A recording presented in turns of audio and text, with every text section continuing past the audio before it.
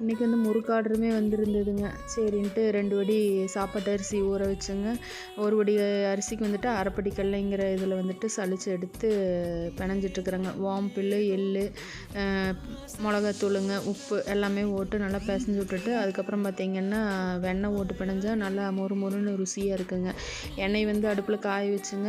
அதுலேயே கொஞ்சம் பெருங்காயத்தூளை போட்டு நல்லா பிணைஞ்சு எடுத்து சுற்றினோம்னா சூப்பரான அரிசி முறுக்கு ரெடி ஆயிருங்க.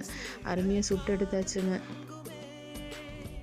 உங்களுக்கு வேணுன்னா நீங்களும் ஆர்டர் பண்ணி வாங்கிக்கலாங்க. நம்ம வந்து முறுக்கு, மிச்சரு, தேங்காய் மிட்டாய் இதெல்லாமே வீட்லேயே காய்ச்சி நம்ம வந்து கொடுத்துட்ருக்குறோங்க.